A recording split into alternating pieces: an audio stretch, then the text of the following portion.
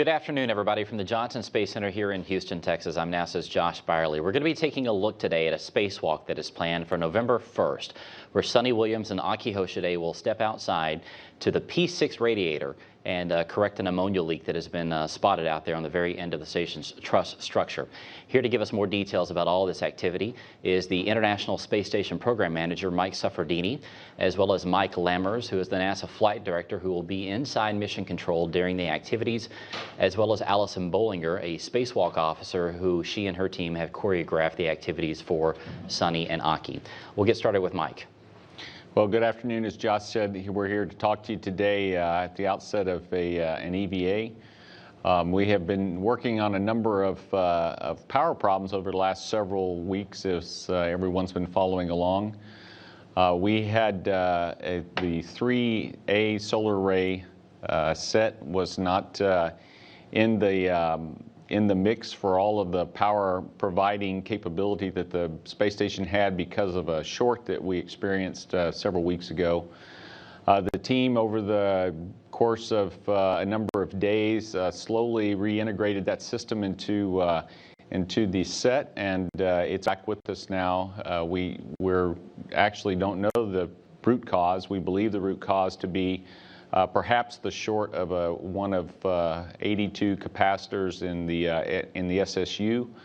As a result of that short, we believe that we basically burned out the capacitor, and so now the short is gone. The system the capacitors use for power quality purposes, and missing one of 82 will not really affect the power quality. So we believe we're in a good place with the 3A array, and now we have all 8 channels providing power to the ISS.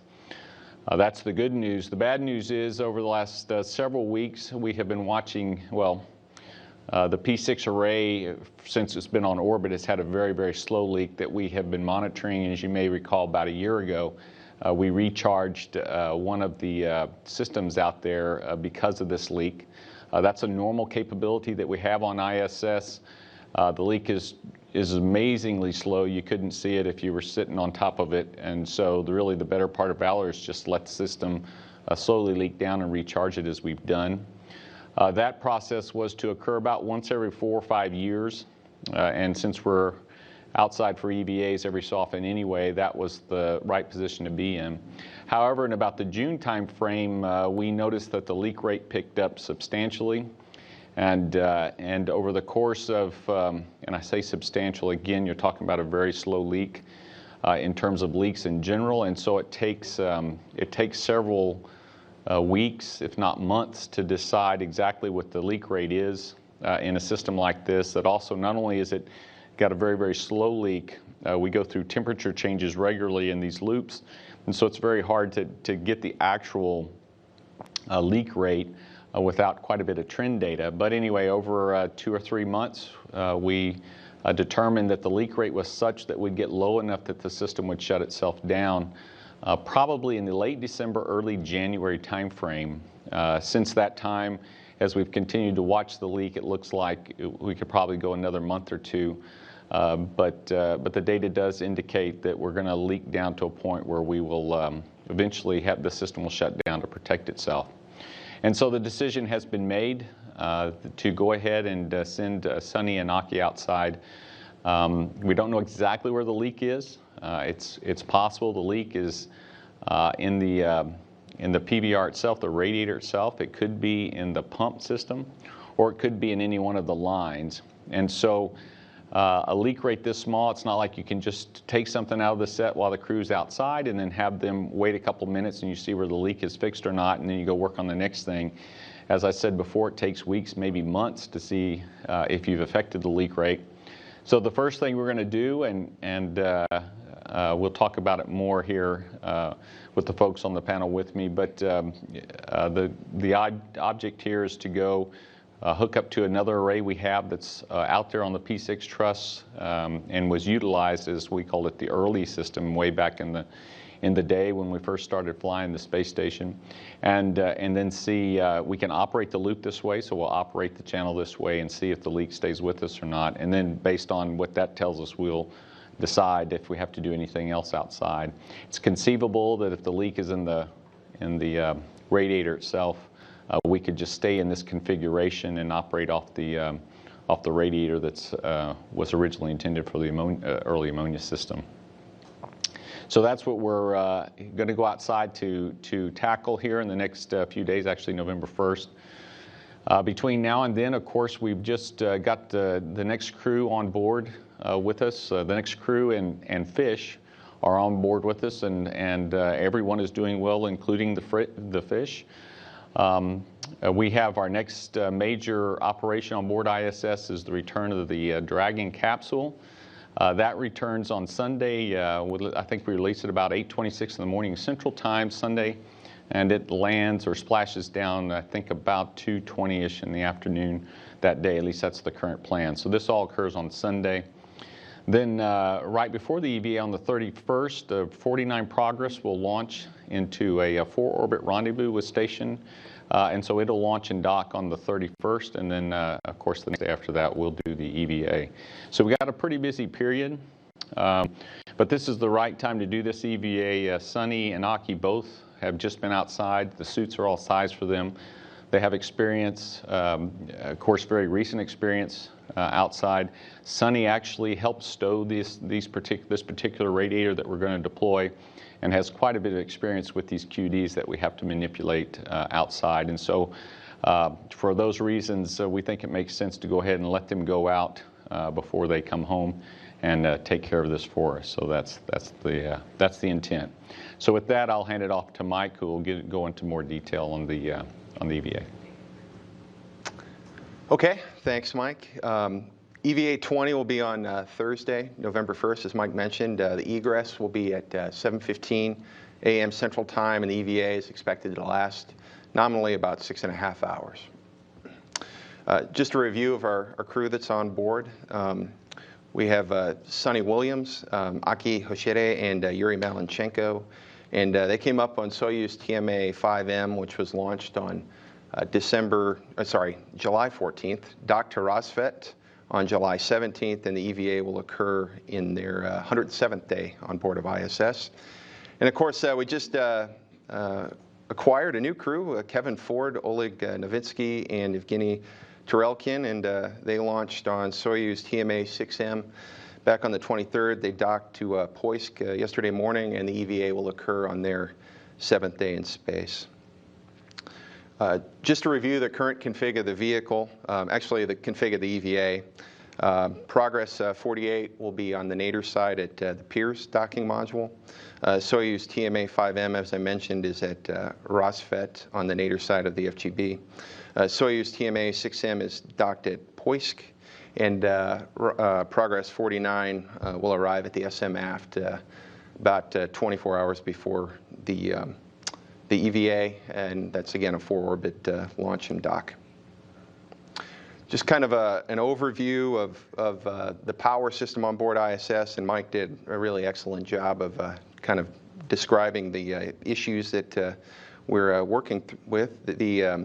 We have 8 power channels on board the ISS, and it's basically one for each one of those solar arrays that you see.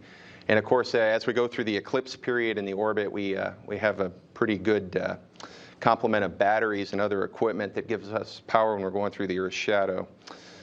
Each one of those 8 channels has its own cooling system, and it's actually separate from sort of the big cooling systems on board the vehicle that we had to repair with an EVA a few years ago. I call it sort of the little brother.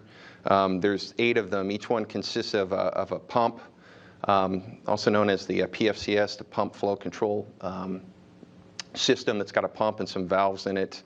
There's a radiator to cool the ammonia, and you can see that going out towards the bottom of the screen there, and then a series of tubes and cold plates to pick up the heat. Each photovoltaic module, P6, P4, S4, and S6, each has 2 power channels, and as I described, 2 photovoltaic thermal control systems. And they're separate. There's 8 of them, but kind of one of the details is that radiator is shared between 2 systems. So what you see there with that one radiator, it's got the tubing for all of P6 for both the 2 Bravo power channel, which we're looking at fixing here in 4 Bravo. And so the systems are separate, but they go through that same radiator. Again, we mentioned the 2 Bravos on P6. That's way out there on the port side. And that was the first array that was launched a number of years ago. And if you remember, it actually used to live up on the zenith side of the vehicle. And we moved that from the top of the Z1 truss in the zenith out to the end of P5, where it currently lives as part of STS 120 back in October of 2007. So as Mike mentioned, we've had this very slow leak on the PVTCS since 2007, and again, I like to sort of characterize it as a leak that I had in my air conditioning system a number of years ago, where it's about every 2 years I got to put more Freon on the system, and it's not something that's immediately obvious.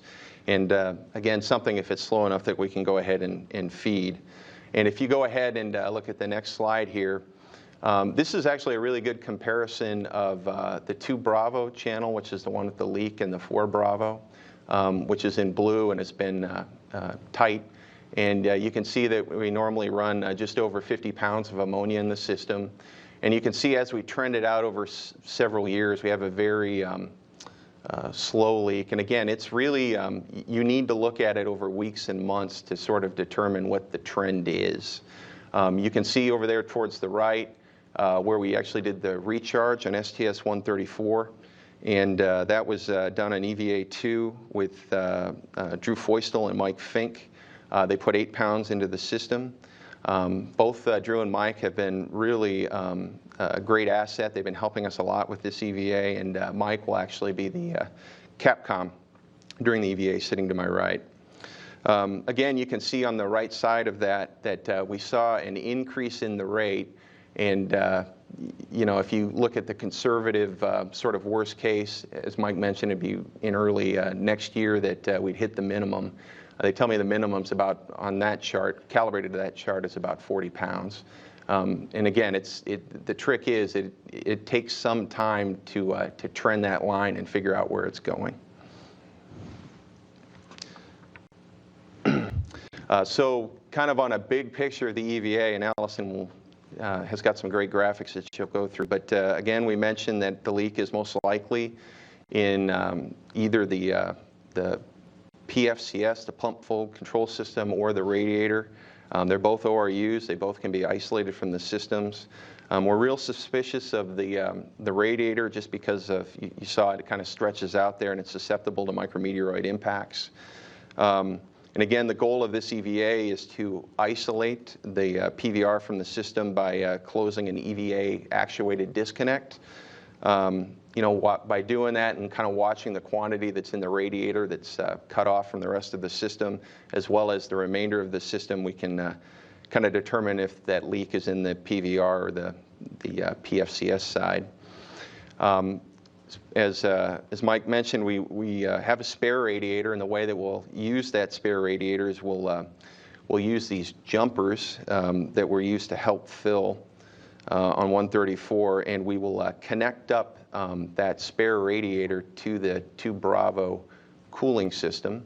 And those jumpers are actually dry now. There's no ammonia in them. We'll just get them into the right position, and we'll go ahead and open them up, and that will just tie the current cooling system to that extra radiator that we have. That spare radiator, again, was part of the old ETCS, or the early external thermal control system that was used primarily when that truss was up on the zenith side of the vehicle. We deactivated that in the winter of 2006 and 2007, and during EVA 7, we put that radiator away. That EVA was done by Mike Lopez Alegria and conveniently enough, Sunny Williams, who will be doing this EVA, and it's been real helpful to get her take and what she remembers, and she remembers quite a bit about the work site and her experience with putting that radiator away. It's just a real nice video. Of course, we'll be going in the reverse direction when we do the EVA itself, maybe. But again, if the leak was in the PVR and we got that new radiator on the system, we can leave it there long term. Even if we don't isolate the leak, that old system has got quite a bit of additional ammonia in it, and of course, when the systems are tied together, we'll essentially get a free recharge out of the system, which can also buy us quite a bit more runtime while we evaluate the next steps if we continue to monitor a slow leak there. So that's sort of the big picture of the current state of the power system and our overall goals for the EVA. And of course, Allison Bollinger has been doing just an outstanding job with her team, putting together a really well put together EVA, and we've gotten tremendous help from the engineering community as well, and just everyone's been outstanding. So I'll give it off to Allison. You can tell us all about it. All right, thanks, Mike. So as Mike and Mike have both mentioned, our EVA is next Thursday, November 1st, with an egress time of approximately 7:15 a.m. The two crew members performing the EVA are once again ISS Commander Sunny Williams and Aki Hoshide. So if we can go to the first graphic, there we go. So Sunny Williams comes to us as our lead spacewalker, and she's also currently the top female spacewalker. She has just over 44 hours of EVA time that she has earned over 6 EVAs. And as Mike mentioned, 2 of those EVAs were actually spent out on the P6 truss, so she's very familiar with this work site. She will be wearing the suit with the red stripes, and this will be her 7th EVA. EV2 will be Aki Hoshide. He's the top JAXA spacewalker right now. He has a total of 14 hours and 45 minutes of EVA time that he earned in 2 EVAs just a little while ago that he performed with Sunny at the end of August and the beginning of September. He'll be wearing the suit with the white stripes, and this will be his 3rd EVA. The newly arrived flight engineer, Kevin Ford, will be our IV assistant. He will help the crew with their prep activities, which includes the in-suit light exercise, or IL pre-breathe protocol, that the 2 crew members will be using for this spacewalk. This is the same pre-breathe protocol that they used on both EVAs 18 and 19, so they are very familiar with it. Once the pre-breathe is complete, Kevin will assist in getting the crew members into the equipment lock. He'll shut up the hatch and then assist in the depress of that crew lock. And then once the depress is complete and the crew is ready to head outside, Kevin will hand the control over to Mike Fink, as other Mike mentioned, hand over to Mike Fink, who will be the ground IV, and then he will take the crew through their planned timeline activities. And then once the EVA is complete, Mike will hand back over to Kevin inside the vehicle, and Kevin will help get the crew inside the airlock, repress the airlock, and then assist in any ammonia decontamination procedure should the crew get contaminated during this procedure. So we can go ahead and talk through the overview tasks of this EVA. So you could, as you know, big picture, as everyone mentioned, the idea here is to isolate the 2B loop that's currently flowing through the photovoltaic radiator, or PVR. So we go about doing that by driving the FQDC, or the fluid quick disconnect coupling. So we'll demate that. And then while that's going on, we'll also be taking some pictures of the currently deployed radiator as well as the integrated equipment assembly adjacent to it to see if we can see any other signs of a possible MMOD strike that could account for this leak. We will then perform the early ammonia servicer, or EAS, jumper reconfiguration, and then the 2 crew members will work together to deploy that radiator, which is the trailing thermal control, or ticker radiator, as you'll hear me describe it in just a little bit. There's a shroud currently covering that, so we'll stow the shroud, and the 2 crew will work together to deploy that radiator. We'll also have the crew remain at the work site to assist in a manual EVA deploy of that radiator if the ground commands are unsuccessful. So we can go ahead and start the first video. Okay, so the crew members will egress the ISS joint airlock. Aki will remain at the airlock while Sunny will start making her way port on the ISS truss. She will make a pit stop at the midpoint of P1, where she will establish the 2 crew members' safety tether anchor hooks. The crew will be using safety tether packs, which consists of 2 85-foot tethers ganged together. Once Aki's tether is secure, he'll translate aft to the Z1 starboard toolbox to retrieve a 12-inch socket extension that we'll need for the EVA's activities. Once Sunny has established her anchor point, she'll continue to head outboard along face 1 to P3, and then she'll make her way aft and zenith around the Sarge. And then she'll translate along the zenith aft edge of P4 out to P5 and to the midpoint of P6, and she'll take the valley between the ticker and the sticker, which is the starboard radiator. Once she's out at the work site, she'll then make her way to the ISS forward face of P6.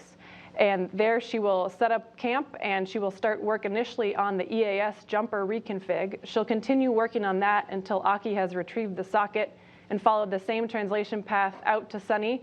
Once Aki's out there, he'll install the socket on the PGT or the pistol grip tool, and the two crew members will work together to release the 4 fasteners that are currently holding the shroud that's flashing, or the cover in place that's currently protecting the fluid quick disconnect coupling. Once the cover is out of the way, Sunny will get in place to drive that FQDC bolt. And that's about 7 turns. And so here we can see a flight photo of the FQDC itself. So as Mike's have mentioned, there are actually 2 loops that are currently running through this radiator. The 2B side is on the left and the 4B side is on the right. So Sunny knows, drive the one on the left, don't touch the one on the right. So she's going to use a PGT with a 12-inch socket extension to drive that. And we do have some NBL footage of that task being accomplished. So once she gets in position, Aki will hand her the PGT and she'll get to work.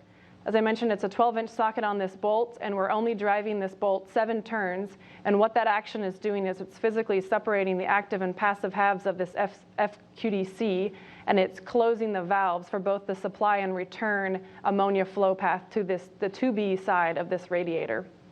And this is the first time we have actuated one of these FQDCs on orbit.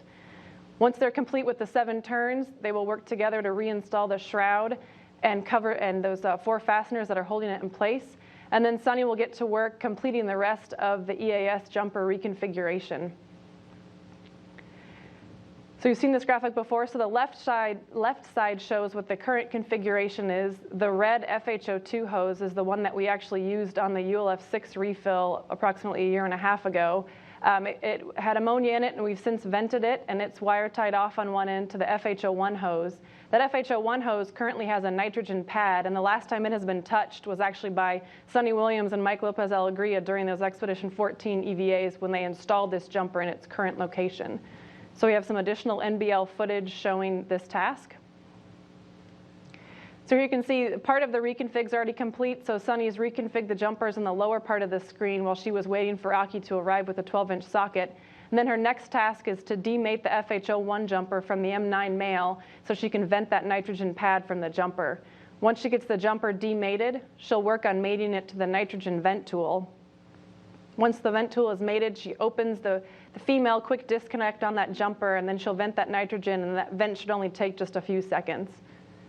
Once she's complete with the vent, she'll demate the nitrogen tool from that jumper, stow it away, and then install that FHO1 jumper on the M10 male.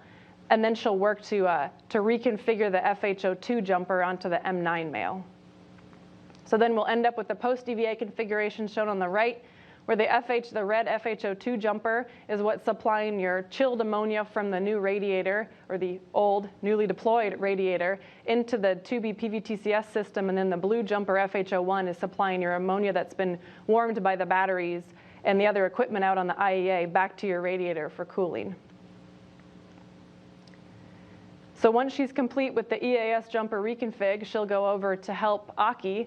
So meanwhile, Aki has been taking the photos I mentioned of the radiator as well as the IEA, and he's also been working on stowing a shroud that's currently covering the ticker radiator. This shroud is a thin beta cloth material. It's permanently attached on the inboard or left side of this image, and then it's attached by 2 hooks on the outboard side. It was installed by sliding it along 2 guide straps that run on the top and the bottom of the radiator. So Aki will work to release one of the integrated hooks, and he'll slide it as far inboard as he can. He'll secure that, and then he'll translate to the other side of the radiator, or the top side of the radiator in this image, and he'll work to shimmy that down as far as he can until he reaches some interference. Then he'll just continue going back and forth around the radiator until he gets the shroud all the way inboard. And once he gets it inboard, he will secure it with wire ties to hold it in place. And it's around this time that Sunny should be complete with her EAS jumper work, so she'll make her way to the aft side of P6 to help Aki with that shroud stow. And then the 2 crew members will work together to release the 6 cinches, which you can see flashing in this image, that are currently holding the radiator in its stowed config. They'll first release the inboard and outboard cinches and stow those in their stowage clips, and then they'll release the 4 side cinches and stow those. Once they're complete with the cinch release, they'll release the 2 final winch pip pins, which are holding the radiator in its stowed position. Once they release those winch pit pins, Aki will make his way inboard, and Sunny will make her way to the outboard edge of the radiator. She'll verify that all tools, tethers, and EV crew members are clear of the radiator deployment envelope, and then she'll give the ground the go to issue the command to deploy the radiator. She'll hang tight as the radiator is deploying, grab her camera, and take a few pictures of that deployment. And as I mentioned, the manual drive bolt is located right there near her work site, so in the event that the ground deploy isn't successful, she can help out with her pistol grip tool to manually deploy that radiator. As she's cleaning up her work site and taking a few more photographs, Aki is translating back to the airlock along the same translation path that he took outboard. Once he's at the airlock, he'll establish a waist tether as the new safety tether for the pair. Sunny will start making her way inboard. She'll make a stop at the midpoint of P1 where she had anchored their safety tethers. She'll pick those tethers up, make her way back to the airlock as well, and then they'll close the hatch on a successful 6.5-hour EVA. And the last image I'd like to leave you with is what I'm calling Sunny's deja vu. As Mike mentioned, Sunny, stowed this radiator during Expedition 14, and now she's going to be redeploying it. So hopefully she will enjoy seeing this image once again, with the exception of the Russian segment behind P6. But with that, that's all I have, and I'll hand it back to Josh. Okay, let's take some questions here in Houston first, and we'll go to the phone lines. Let's start out with Gina. I don't know who wants to take this, but this is sort of like a detective trip, going out there first to see if they can figure out where the leak is coming from, and then you'll proceed from there?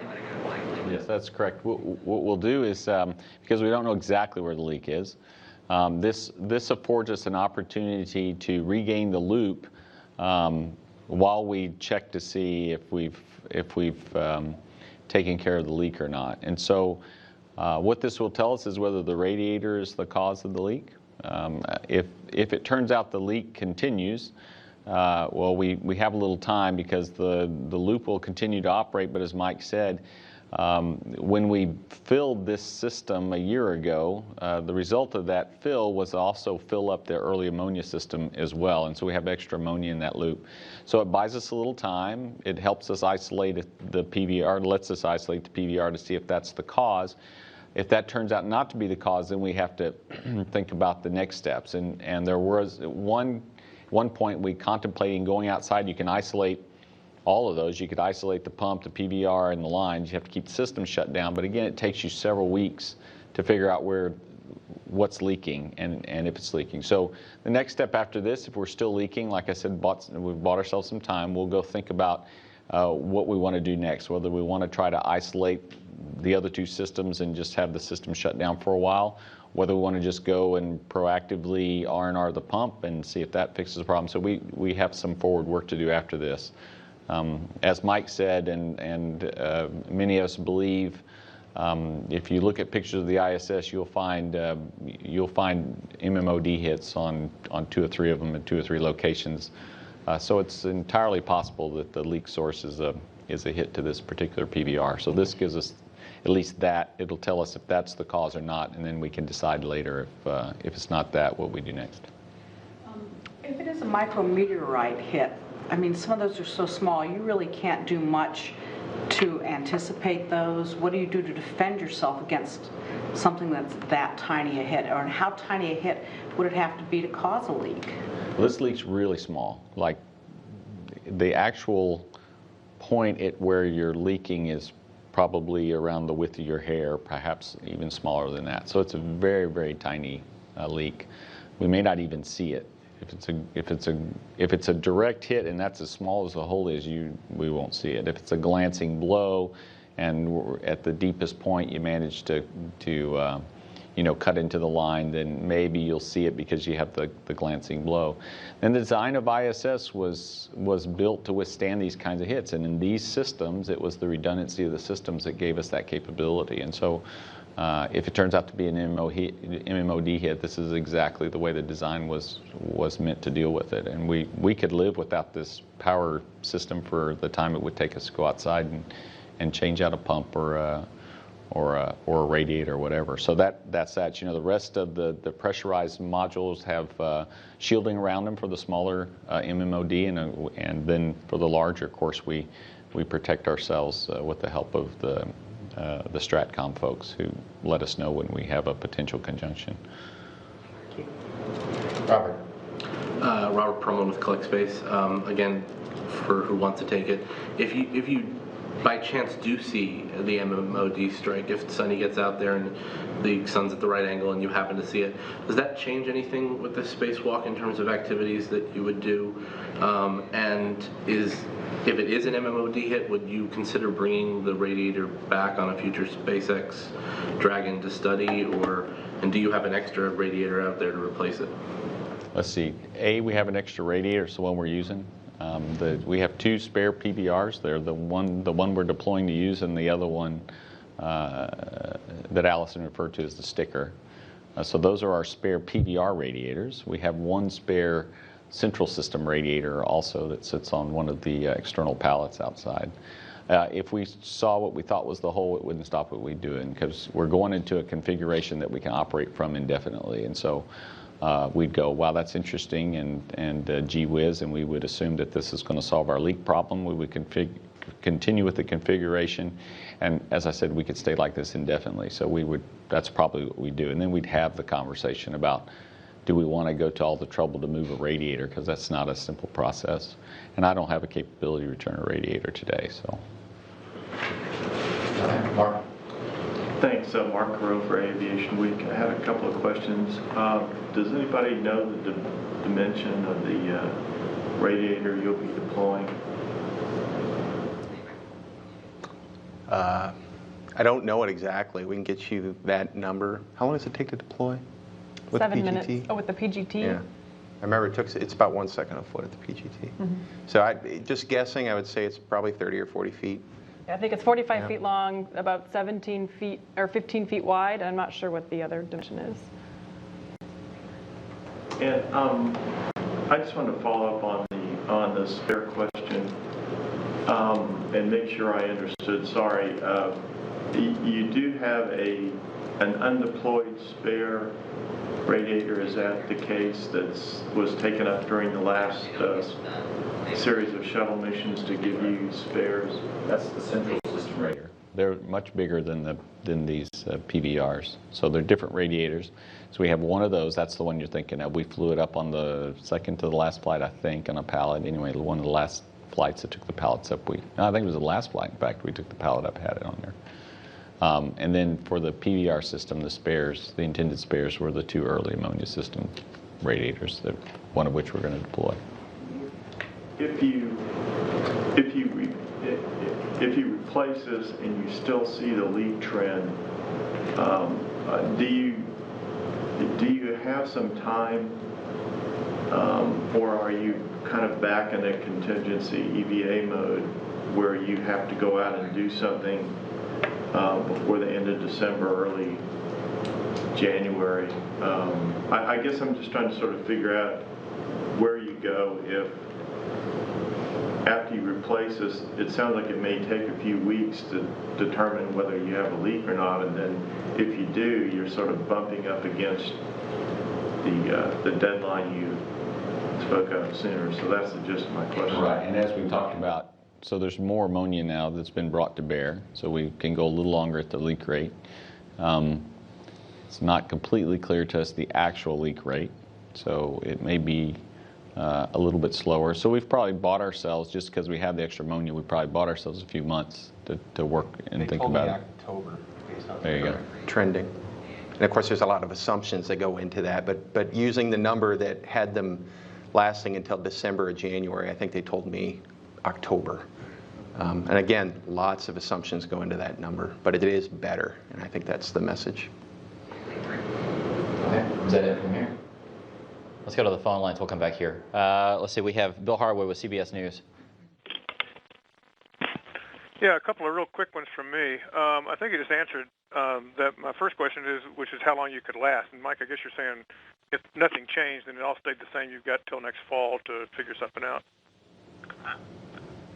Which, by the way, you'll have to there's a lot of mics involved with this EVA, so maybe you should call me Mike, and we'll defer to Mr. Suffredini here. But I'll be sorry. Yeah, sorry about that. Sorry about that. But I think your question was, if we did nothing, how long could we last? once we've reconfigured how long we could last. It's longer. It depends on the assumptions that you use, and we think it's until October. Okay, thanks. And another quick one for me. How does an MMOD hit explain the change in the leak rate? Since you had a small leak rate at first and there was a change of some sort, would that not imply 2 leaks? That's what that would imply, correct. So we had the existing leak that we've been feeding. Don't know exactly where it is. Might be at a QD connection. Don't know. But anyway, we've been feeding it. Most of us don't believe that that leak has gotten worse. So that was in the fault tree, though, is the possibility that whatever was causing that leak has now grown for reasons that we couldn't exactly explain. And so that is certainly one of the possible causes. But most of us kind of leaning towards the MMOD impact just because it's a more likely scenario. Okay, and finally for me, following up on Mark Carreau's question, the early ammonia coolant system 2 radiators you mentioned that are out on P6, can they be moved if a PVR on some other module got damaged down the road? Yes. Thank you. Okay, Jim Oberg with NBC. Yeah, hi, this is for Mr. Safradini. Hello. And I've gotten all the technical questions answered on the EVA, so thank you. Is it my impression that this last launch last week was the first the U.S. launch from the new pad, or the old pad rather? And if it was, what did it look like? How different was it than watching it from the Gagarin pad? Well, Jim, I have to tell you, I wasn't at this particular launch. I divide that responsibility with my boss, who was nice enough to go this time, so I wasn't there to witness it. It was the first human launch from that pad, is my understanding, at least for many, many years, if it hasn't been forever. My understanding in talking to my colleagues is that you're much further away than you are when you're at pad 1. So it was a different view. It's also a much longer trip to get out to the pad. But you'd have to ask, next time you get Gerst in front of a camera, you might ask him what he thought of the view. Yeah, get him off camera. No problem. Yeah, it was about 40 years ago in the early 70s, or there were a couple of Soyuz manned launches, but you're right, it's been about 40 years. Okay, well, take that real good, and maybe we'll both go to watch the next one. I'd be glad to do that with you. Okay, let's go to Mike Wall with Space.com. Oh yeah, hi guys. Thanks for doing this. This is just sort of a basic question. Could you put into just like a little perspective? I mean, is this a more challenging spacewalk than the average space? I mean, I know there's no such thing as an average one, but could you just kind of tell us? I mean, is this one going to be really challenging, really technically difficult in like some ways that you haven't experienced before? I mean, just like a little perspective on what to expect with this one.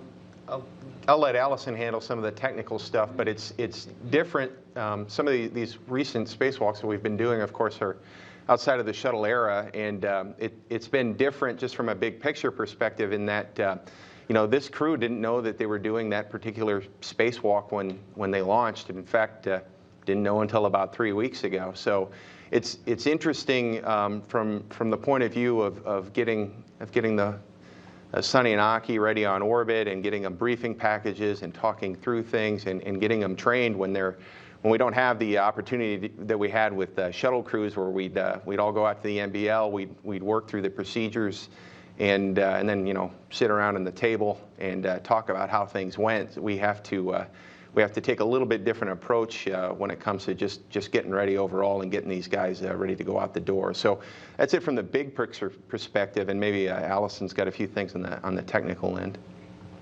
I would say this is an average skill level EVA, maybe slightly more challenging than your average EVA. The thing that we have going for us is that Sunny is very experienced with fluid quick disconnects. That would be the one task in my mind that's more complicated, is we do have quite a bit of fluid quick disconnect manipulation during this EVA. But since Sunny has seen these exact jumpers and QDs during increment 14, and she also experienced quite a bit of QD action during her Z1 work during these same EVAs, I feel like she has a leg up on the competition because she's done all this stuff before. The other thing that's a little more challenging is, as I mentioned, this is the first time that we've operated one of those fluid quick disconnect couplings, or the FQDC.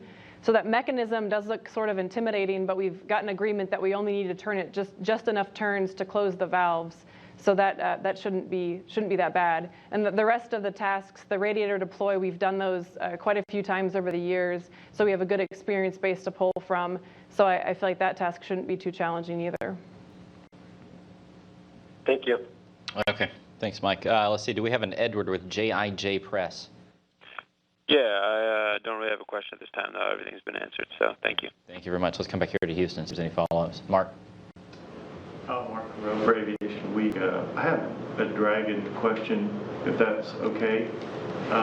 Could you, as best you know now, are you still looking at December for the next flight? And will the first stage propulsion issue, as best you know now, have any bearing on the scheduling, or do you have some flexibility in flying that flight if it is, in terms of delivering needed supplies or bringing things back?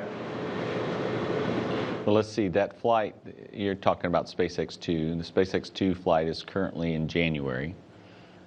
They were supposed to move the first stage, it's kind of all coming together, but I thought it was early last week. We have agreed together to leave the stage in McGregor for a little while the team tries to get to root cause of the anomaly. My understanding is we probably have about another week or so before we start pushing the launch date. So that's kind of rough. I'm trying to remember in my head those exact dates, and they're not coming to me. So we have a little bit of flexibility before we start affecting the launch date. The launch date itself in January is not really critical to the program from a supply standpoint. So we have some flexibility. My understanding, however, is that pushing that flight pushes SpaceX, the next SpaceX flight to ISS, SpaceX 3, because they're going to the new version of the Falcon 9 launch vehicle. They have to modify the pad and do some things to get ready, and they have some other flights before ours on the new Falcon. So any movement of that vehicle to the right, although not an impact to us from a logistics standpoint for that flight, does impact the next flight to ISS, at least today. That's on paper, it looks that way. I'm sure there's some things they can do to make up a little bit of that. So there is a possibility that resolving this anomaly will move the Falcon, the SpaceX 2 flight a little bit. And it can move, from our perspective, from a logistics perspective, we're in really good shape on orbit. So we could move quite a bit to the right and not really be impacted by it.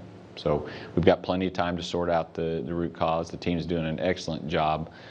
We've got a lot of folks involved with our SpaceX friends to try to get to root cause. They're reporting back to us weekly as we try to sort through it.